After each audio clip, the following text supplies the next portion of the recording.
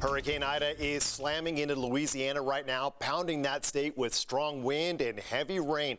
Good evening and thanks for joining us tonight. I'm Steve Price. Kirsten has the night off. The powerful storm has already caused a lot of damage, destroying buildings, knocking over power poles, and many areas are experiencing severe flooding.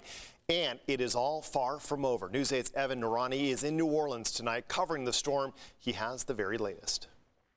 Steve, good evening from New Orleans, Louisiana, where Hurricane Ida made landfall earlier today as a Category 4 hurricane. Now, we've been at the hotel since this hurricane made landfall. That's been a requirement as part of being here, is that we stay inside and don't travel out to where these winds are, in some cases, sustained at 140 miles an hour. You see how rain is already picking up, and it has been over the last several hours or so. And we're continuing to see some tree branches snap. We're continuing to see issues related to power lines here. We've talked to some of the residents who across Louisiana have come to hotels to find a safe place to stay to ride this storm out. Take a listen. My biggest fear is that everyone won't be safe that's outside of places with light and power outages. They won't be safe, and I'm just gonna pray that God protects them. So that's my main worry now, that the people that's not protected. What did your parents tell you? Like, we might not have a roof over our head and stuff. Like, this is a real bad storm. And you hear that perspective from some younger Louisiana residents who have talked to their parents, tried to gain this understanding really of what this hurricane means in terms of its size. Now, in terms of the science of this storm moving through Louisiana, Hurricane Ida at this point appears to be stalling over southeast Louisiana. This is not good news for anybody in its current path. Ida is still holding its strength as a Category 4 storm, and rain is continuing to fall at the rate of 3 to 4 inches in some areas. This also means bad news for power. A lot of people have gone without power. More than 100,000 people, that's the estimate right now, are without power in the Louisiana area. We've heard of power lines going down. We've heard of issues related to sewage as well. And the bad news with this is that many scientists and many forecasters with the National Hurricane Center say that this is just the beginning. This storm is expected to continue over Louisiana, and as it slows down its speed, it will continue to bring that estimated 3 to 4 inches of rain around the region. Stay with News 8 for the latest. We, of course, will bring that to you here and on social media. For now, in New Orleans, I'm Evan Narani, News 8. All right, Evan, stay safe out there. Now, here at home, definitely nothing like what we're seeing out in Louisiana, but we are dealing with some unusual conditions of our own. Thunderstorms rolling across the county. Several areas have already seen rain today. Meteorologist Sean Stiles joins us now with a first look at your microclimate forecast. Boy, Mother Nature, she's busy today.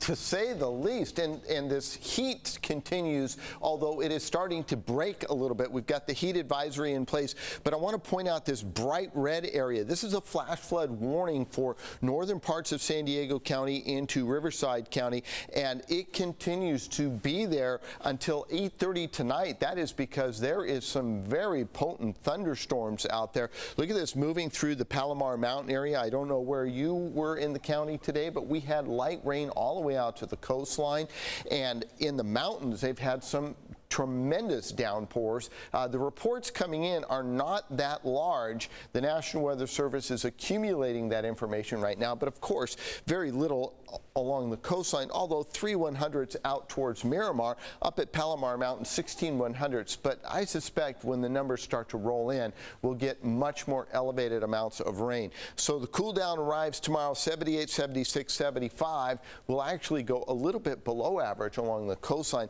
and for you folks in those inland microclimates, you might see a sprinkle or two. Thunderstorms will be waiting in the wings, but those temperatures, big relief on the way. I'll have more coming up in just a bit.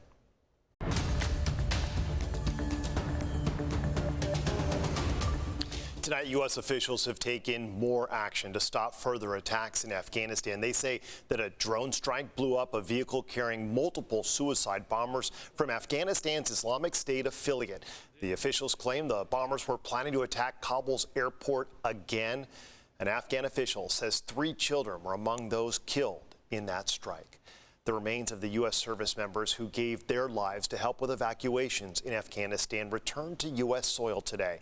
President Biden joined grieving families at Dover Air Force Base for the dignified transfer of the 13 fallen heroes. 11 of those killed were Marines, 1 was an Army soldier, and 1 a Navy corpsman. They are the first U.S. troops killed in hostile action in Afghanistan since February of 2020. This was President Biden's first dignified transfer since taking office. Before the dignified transfer, he met with the families of the fallen service members. And a memorial continues to grow outside of the gates at Camp Pendleton for the 13 fallen service members. 10 of them were actually stationed at Camp Pendleton. Today, people traveled from across San Diego County and beyond to drop off flowers and cards. They left them there at the sign by the main gate. When we found out all this that was going on, it touched us and it broke our hearts. And I think it's important not only that we stand up for what we believe in and to show our granddaughters what's important. And if you would like to help the families of those fallen heroes, we have links to 2 of their GoFundMe pages posted on our website. Just go to CBS8.com and click on the Help tab.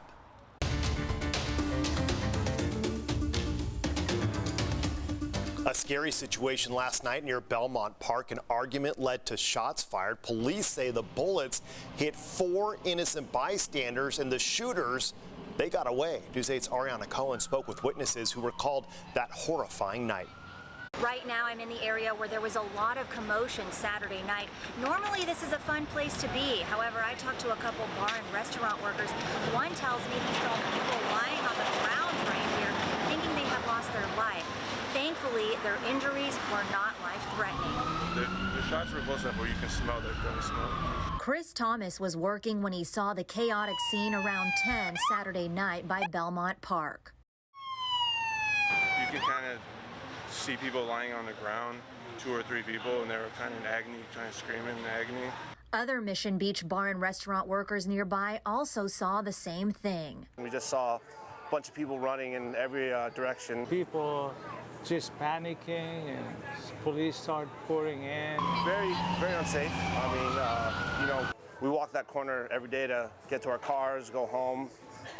Yeah, it's a very, very uneasy feeling for sure. San Diego police say 2 groups of people were arguing at this intersection of Ventura Place and Mission Boulevard. Police say the argument turned into a physical fight. They say 2 men ran. 1 man looked back towards the crowd and fired several shots at the crowd. I had to take cover in a taco shop right down the street, right in the corner, and there was a group of family. We were kind of all bundled together. San Diego police say 4 people were shot, all innocent bystanders. And it was a Saturday night, so, I mean, it could have been anyone. A 21-year-old woman and 20-year-old man were both shot in the leg.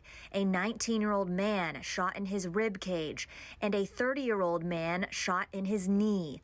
Police say they all went to the hospital with injuries that are not life-threatening. I saw 4 people carrying a guy and throwing him inside the car. I guess he was trying to take him to the hospital.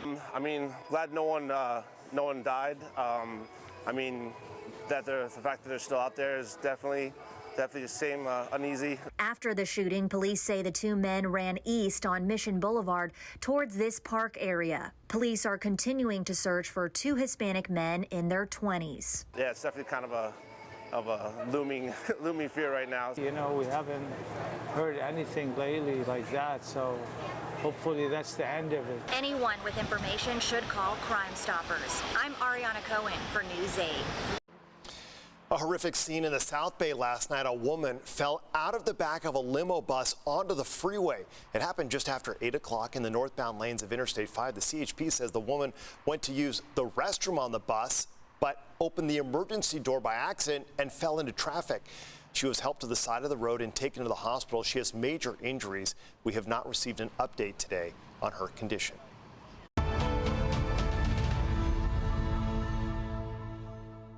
Firefighters in Northern California are bracing for critical fire weather as the Caldor fire continues to grow. The flames are approaching the Lake Tahoe area. So far, that fire has burned nearly 245 square miles. That's larger than the city of Chicago.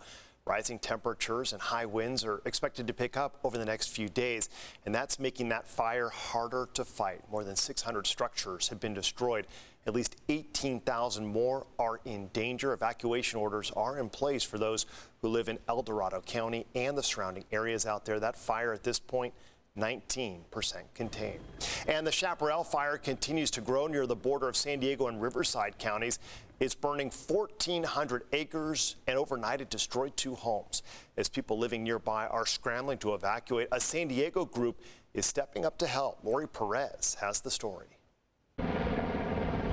All day long, air support made circles to make water drops over and over. 150 firefighters attacked the Chaparral fire from all directions as it kept coming, getting dangerously close to some ranch homes in Murrieta and La Cresta.